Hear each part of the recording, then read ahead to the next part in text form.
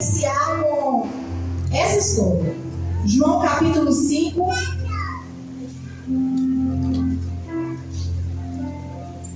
Eu quero te dizer nessa noite que hoje não é um culto igual aos outros cultos. Hoje é um culto diferente. O Senhor, Ele quer fazer algo aqui nessa noite.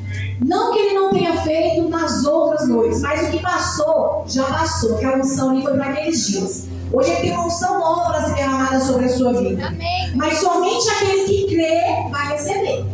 Amém? E entenda o que o Senhor vai falar com você nessa noite. João capítulo 5, todos acharam, digam amém? Amém. Amém. Uma história bastante conhecida que eu passo a ler. Depois disso, havia uma festa entre os judeus, e Jesus subiu a Jerusalém. Ora, em Jerusalém há, próximo à porta das ovelhas, um tanque chamado em hebreu Betesda, o qual tem 5 alpendres. Neste jazia grande multidão de enfermos, cegos, coxos e paralíticos, esperando o movimento das águas. Porque um anjo descia em certo tempo ao tanque e agitava a água. E o primeiro que ali descia, depois do movimento da água, sarava de qualquer enfermidade que tivesse. E estava ali um homem que havia 38 anos. Repita comigo, 38 anos. 38 anos. Ele se achava enfermo. E Jesus, vendo este deitado, e sabendo que estava em estado havia muito tempo, disse-lhes: queres ficar são? O enfermo respondeu-lhe: Senhor, não tenho homem algum que quando a água é agitada me coloque no tanque. Mas enquanto eu vou, logo vem um outro antes de mim. Jesus disse: levanta-te, toma a tua cama e anda. Repita comigo: levanta. Toma a tua cama e anda. Amém? Só que é uma história que, como eu disse, é bastante conhecida, mas ela se inicia falando que ali em Jerusalém havia uma grande festa. Para os conhecedores, né, os amantes da palavra de Deus, sabe que ali em Jerusalém haviam grandes festas. Festas dos pães asmos, festas do tabernáculo, grandes festas. Aqui não relata qual festa era, mas havia uma grande festa. Então ali em Jerusalém estava cheio, tinha muita gente naquela cidade. Só que Jesus, ele vinha de um outro lugar. Antecedendo a essa história, Jesus estava vindo da Galileia, lá onde ele havia curado o filho de uns dos soldados. E quando Jesus estava vindo da Galileia, ele estava indo para a festa. Só que ele não foi diretamente para a festa. Ele passou ali por fora de Jerusalém e foi direto aonde? No tanque. Ele foi direto no lugar onde muitos não gostavam de estar. Porque quem estava ali? Cegos, paralíticos, enfermos. É tipo aquela situação assim, né? Ali está um grupinho de drogado, né? Ali está um grupinho de mendigo. Eu não quero passar por ali, eu não quero ir por ali, por aquele caminho. Mas Jesus, ele nos mostra que aonde ninguém quer estar é aonde ele vai. E aonde Jesus chega, sempre algo acontece. Eu creio, a Bíblia não relata, mas eu creio que não só aquele homem foi curado, mas como outros ali foram curados. Porque aonde Jesus está, ele cura, ele restaura, ele ressuscita. Se tiver morto, ele traz vida. Onde Jesus ele chega, muda. E aí ele chega ali e faz uma pergunta para aquele homem. Gente, eu fiz vocês me repetirem comigo que ele ficava lá 38 anos. Ou seja, quem tem 38 anos aí? Nossa, você tem 8, filho. Quem tem 38 ou 39 aí? Eu tenho 39. Então, assim, é uma vida. Desde o seu nascimento até... Imagina aquele homem, gente, 38 anos deitado num lugar, esperando que alguém colocasse ele na água para ele ser curado. E ninguém fazia isso por ele. Outros passavam na frente dele. Só que Jesus ele veio e faz uma pergunta: você quer ser curado? Gente, eu estou 38 anos aqui esperando a água agitar. Vem este homem e me pergunta se eu quero ser curado. Por que Jesus ele faz isso? Ele não fez só isso com este homem, ele fez isso também com o cego. Queres ver? Jesus ele faz isso para ativar algo nele espiritual. Por quê? Porque não basta só ele ser curado fisicamente. fisicamente, ele precisa ser curado também espiritualmente. Tem situações que é o espiritual que adoece primeiro, antes do seu físico. O espiritual adoecendo, logo remete para o seu corpo. Aí você fala assim, mas o que você quer dizer com isso? É você com Deus, com Jesus, cheio do Espírito Santo, você fica radiante, você fica disposto, você fica alegre, você tem disposição. Mas quando você está sem Jesus, quando o seu espiritual está abalado, a sua fisionomia muda. Você já não anda mais erguido, você já anda agora cabisbaixo, encurvado. A pessoa olha para a pessoa e ele está sem Deus. O Espírito Santo foi embora ali. Então, quando Jesus ele pergunta para aquele homem se ele queria ser curado, ele queria ativar algo na mente dele para que o espiritual dele fosse curado. Por que eu posso te garantir isso? Porque logo em seguida, depois de ser argumentado pelos judeus, por que ele pegou a cama e foi andar no dia de sábado? Logo em seguida a essa indagação dos judeus a ele fala, aquele homem lá, ele nem sabia que era Jesus, aquele homem lá mandou eu pegar minha cama, levantar e andar, e eu fiz o que ele mandou. Logo em seguida Jesus encontra com quem novamente? Com o paralítico, esse paralítico, não mais paralítico. E Jesus fala com ele assim, olha, vai, não peca mais não, porque vai ser pior. Vamos ver aqui? Olha o que a Bíblia fala. No versículo 14, acompanha comigo. Depois Jesus encontrou-o no templo e disse-lhe, eis que já estás são, não peques mais, para que não te suceda coisa pior. Gente, ele já estava há 38 anos paralítico. O que poderia ser pior do que isso? Mas Jesus ativou nele no espiritual e falou com ele, olha, você sabe por que você está nessa situação. Mas no 14 ele fala, não pegue de novo naquela situação. Porque se você pecar novamente, vai acontecer algo pior com você. E isso é muito forte. Então Jesus, ele quer ativar em nós, num ambiente profético, palavras que são lançadas até nós e quer que nós coloquemos em prática. Aquele homem colocou em prática as palavras de Jesus, mesmo não sabendo que era Jesus. Nós sabemos quem é Jesus. Amém. Nós o conhecemos. E muitas das vezes ele diz e direciona as nossas vidas. E o que fazemos com aquilo que ele nos direciona? E o que fazemos com as palavras que ele nos dá? Quarta-feira passada, o pastor Tiago disse algo muito interessante. O filho pródigo, ele caiu em si, ele passou por aqui até ele chegar onde ele tinha que chegar, que era diante do Pai, e pedir perdão. Dentro desse processo, ele foi trabalhando na sua mente como que ia falar com o Pai e reconhecendo o pecador que ele foi, porque ele falou, eu não sou digno. Ele reconheceu. E às vezes o que o Senhor precisa fazer no meio de nós, para que o ambiente profético aconteça, é que nós reconhecemos que sem Ele somos falhos, pecadores, indignos. Mas Ele tem palavras que diz ao nosso respeito para que ative em nós aquilo que precisamos. Porque talvez você está sentado do lado de alguém aí que precisa de uma ativação sua. E essa pessoa sai daqui sem essa ativação. Este ambiente profético é o que o Senhor quer para nossas vidas. Que você seja um canal de Deus para curar, para restaurar, para libertar, para mudar a vida do seu irmão. Ah, mas a minha vida como está? Buscar primeiro o reino, e as outras coisas serão acrescentadas a você. Mas ele precisa usar você. Ele precisa da sua disposição. Ele precisa que você levante, pegue aquilo que é seu, o teu ministério, e ande. Muitos ministérios às vezes estão parados. Profetas e profetisas dentro da casa do Senhor que não estão abrindo a boca para falar aquilo que Deus manda. E almas estão perecendo.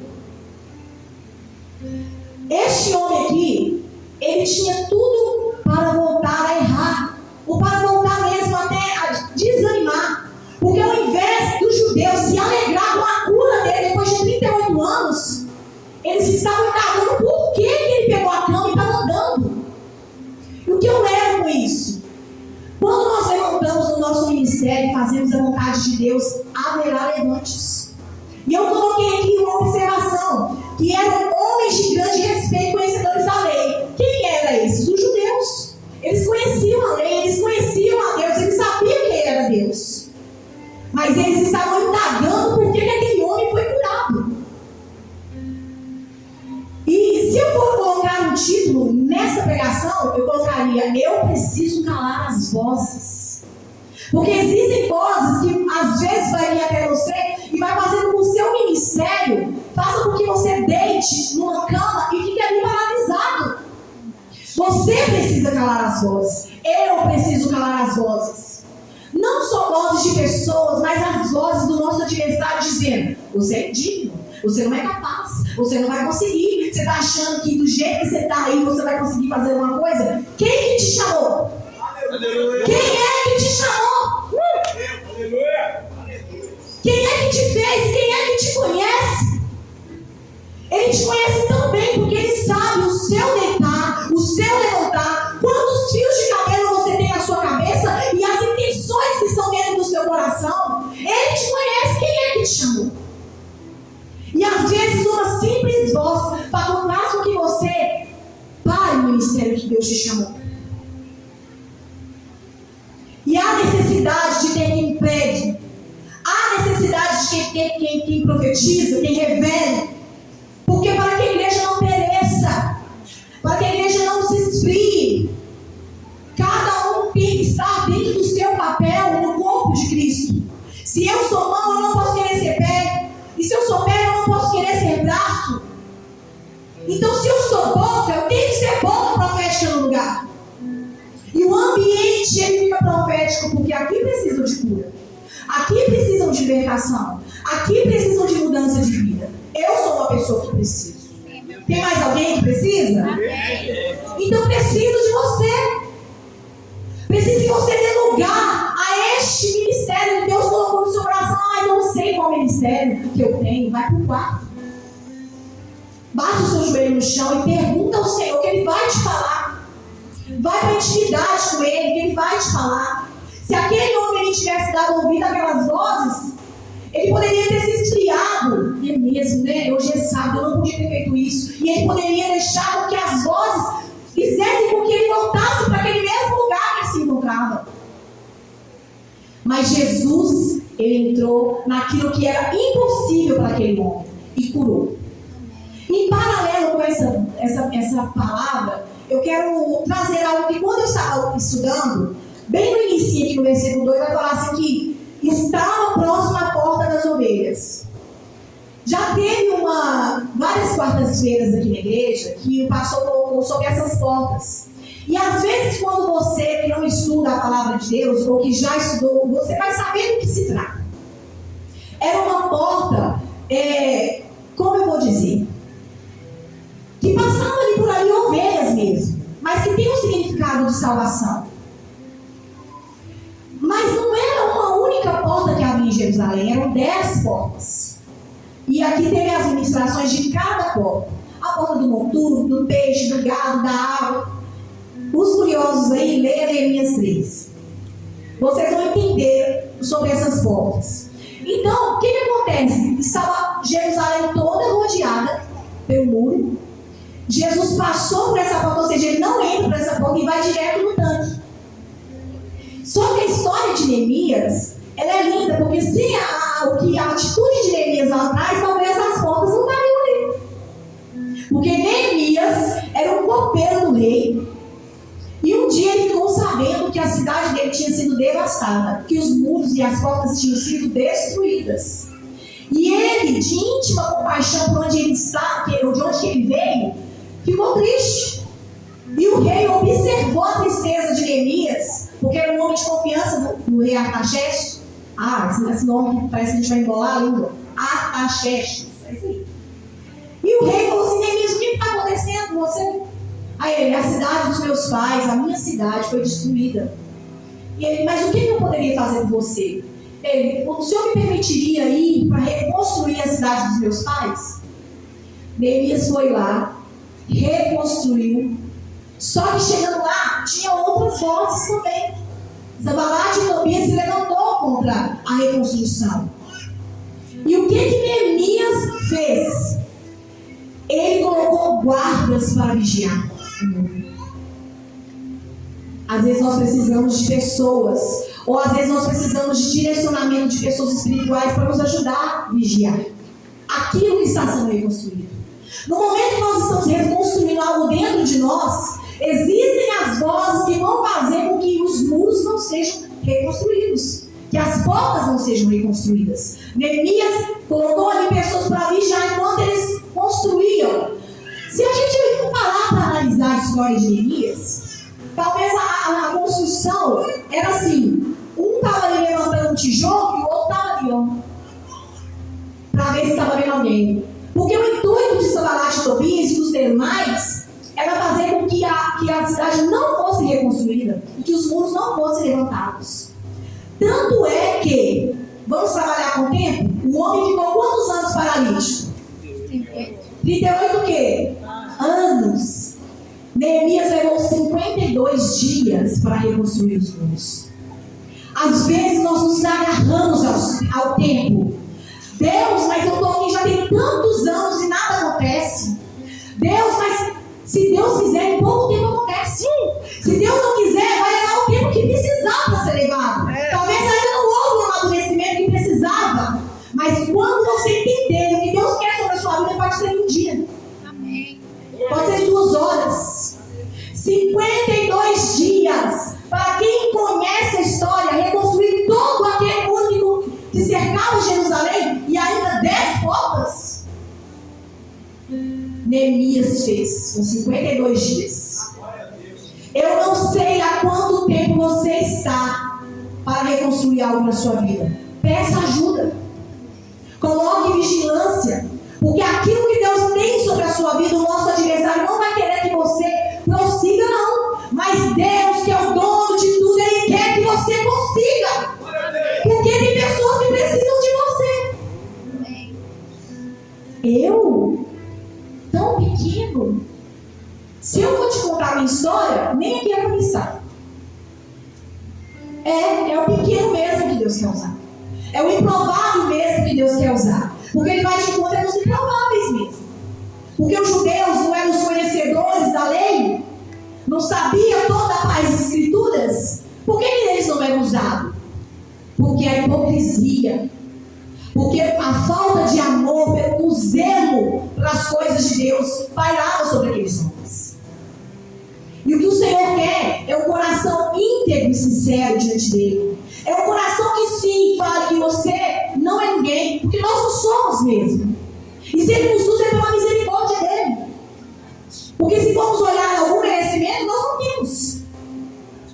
Não temos. Mas o homem ficou lá parado. Jesus chegou, mudou a história. Só que Neemias foi diferente. Neemias teve a atitude: eu quero ir lá reconstruir. Eu quero reconstruir. Então você tem que querer reconstruir aquilo que foi destruído em você. Você tem que querer reconstruir aquilo que você deixou lá atrás do seu ministério. Ah, mas eu profetizava. Ah, mas quando Deus me usava, eu curava. Você tem que reconstruir isso. Porque você não vigiou e deixou que os muros continuassem quebrados. Aí nós vamos para uma outra história. Nós vamos para a história de Davi. Davi enfrentou Golias. E quando Davi enfrenta Golias, não foi que ele chegou aqui de peito aberto, vou enfrentar Golias, não. Olha a situação. O pai manda que ele vá até os irmãos. E quando ele chega para levar as coisas, as comidas, tudo aquilo que o pai pediu para ele, ele ouve um homem afrontando o povo de Deus. E lá também vai falar de tempo. Glória a Deus. Glória a Deus. Amém. E lá também vai falar de tempo. Vai falar na Bíblia que aquele gigante estava afrontando o povo de Deus há 40 dias. Gente, você ouvir uma pessoa afrontar ao Deus Altíssimo 40 dias e não fazer nada, Deus precisava te colocar alguém ali corajoso, ousado. o pequenininho, que ninguém dava nada por ele. Chega lá e pergunta: uai, o que está acontecendo aí? Quem é esse incircunciso que está falando contra o meu Deus, contra o povo de Deus? Aí eles vão explicar toda a história do que estava acontecendo ali. E aí até então, Golias estava afrontando o povo, indo até uma certa margem ali, afrontando o povo. Mas só que quando Davi ele fala: eu vou contra esse gigante. Mas ele, olha para você ver como que Davi fala: mas não vou no meu nome não, eu vou no nome do Senhor. É no nome do Senhor, do Deus poderoso, eu vou no nome dele. Mas ele foi ousado e confiante no Deus que ele servia. E o que às vezes falta para que algo aconteça no ambiente profético é essa ousadia, crer no Deus que servimos. Às vezes nós vamos passar por situações durante muito tempo, mas como eu disse, se você crer no Deus que você serve e for no nome dele, a situação vai mudar. Ah, não mudou hoje não, amanhã vai mudar. Ah, não mudou amanhã não, continua profetizando, depois da manhã muda.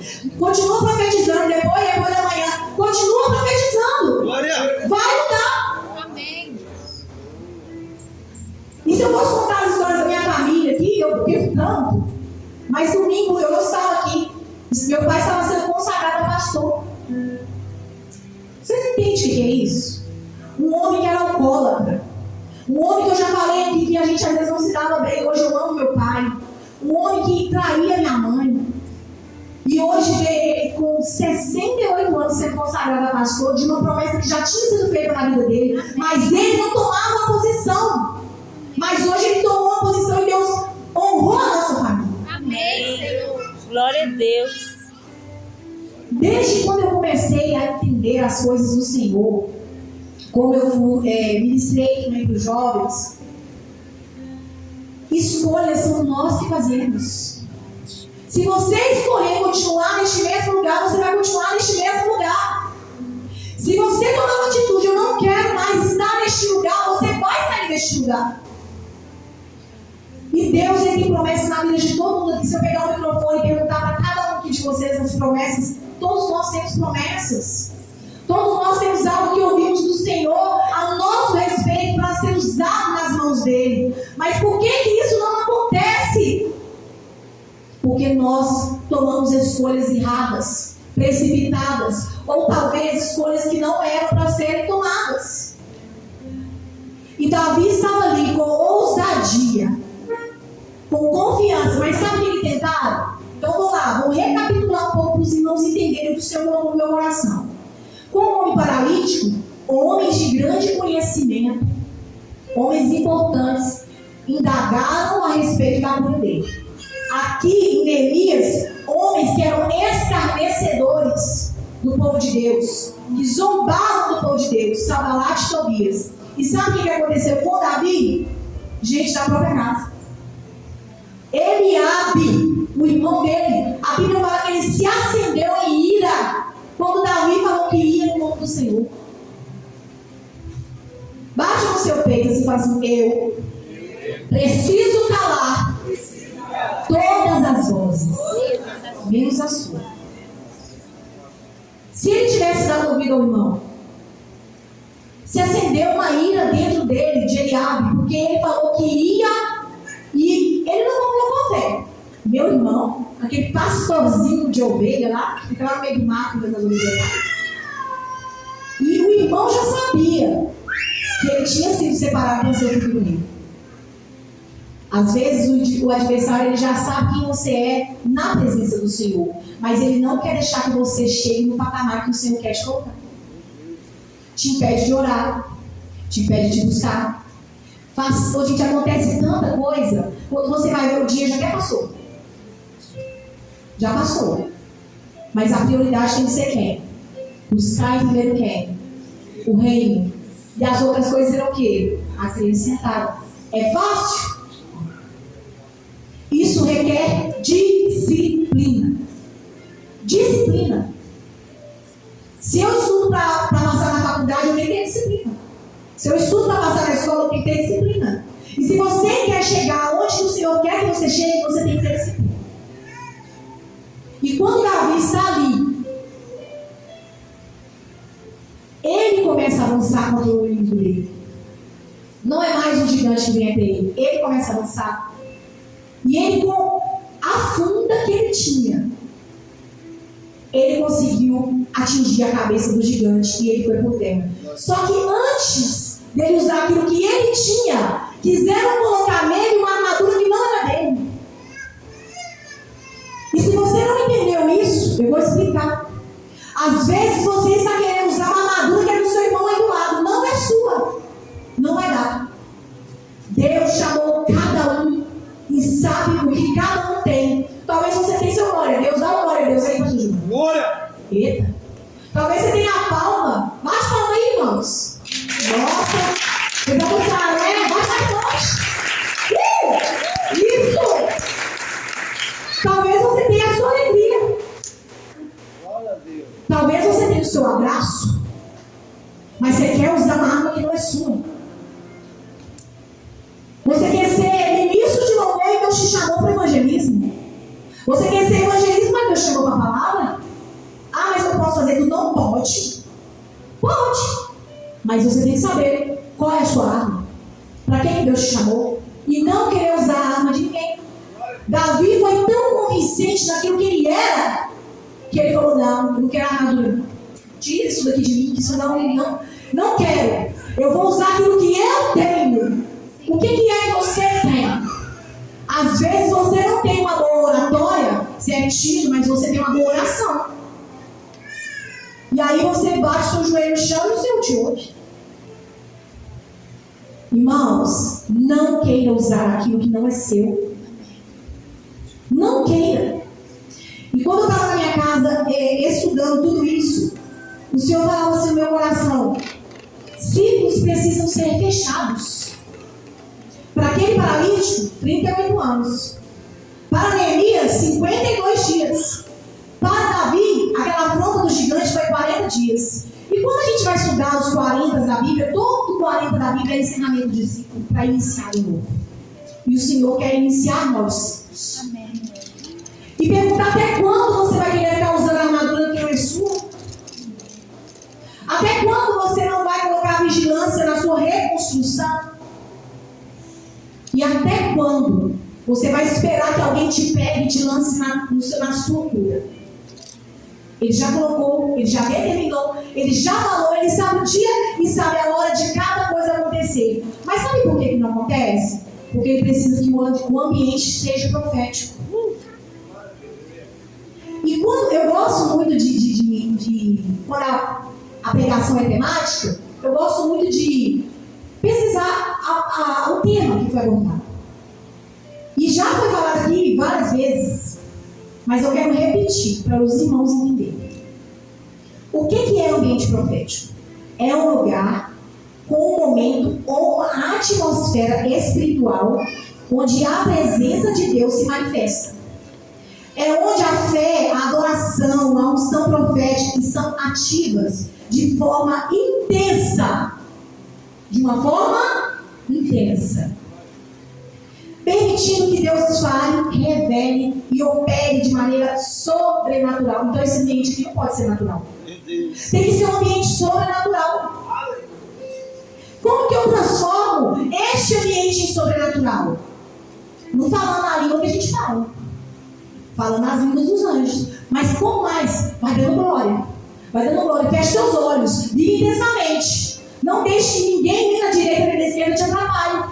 Porque às vezes um mosquito passa perto de nós e a gente perde. Feche seus olhos. Glorifica o Senhor.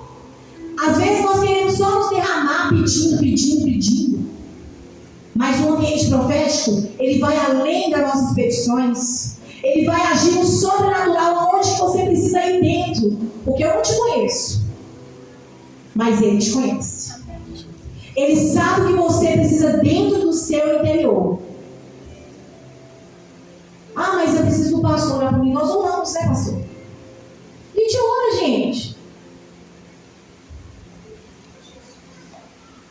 Só que aquilo que você tem que fazer não vai ser outra pessoa que vai fazer. É você que tem que fazer.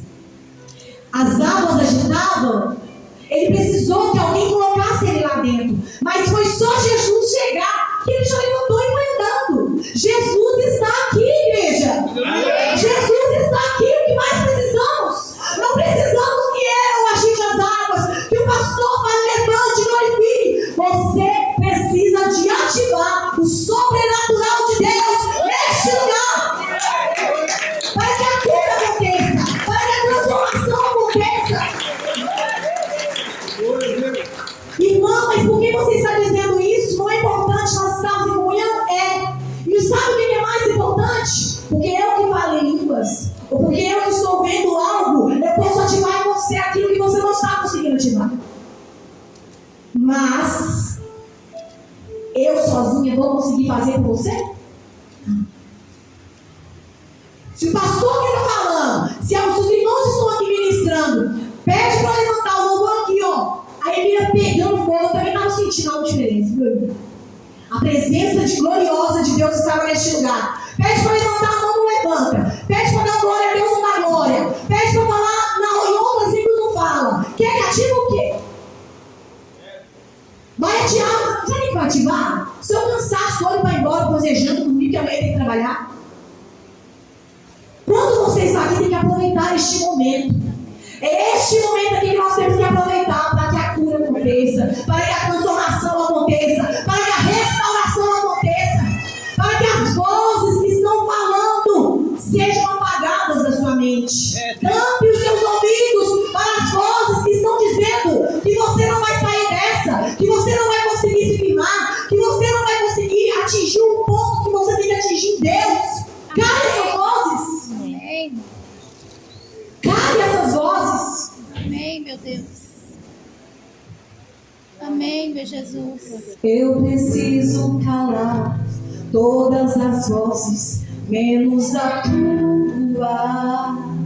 Silenciar todas as vozes, menos a tua. A tua. A tua. Eu preciso calar todas as vozes, menos a tua. Silenciar todas as vozes, menos a tua. Fique de pé. A tua. A tua. Se eu não te ouvir, eu morro. Se eu não te ouvir, eu mereço. Tua voz é livramento no meio do tormento. Tua voz é tudo. Mas se eu te ouvir, mas se eu te ouvir, eu vivo. Se eu te ouvir, eu prospero. Tua voz é segurança no começo, meio e fim. Tua voz é tudo.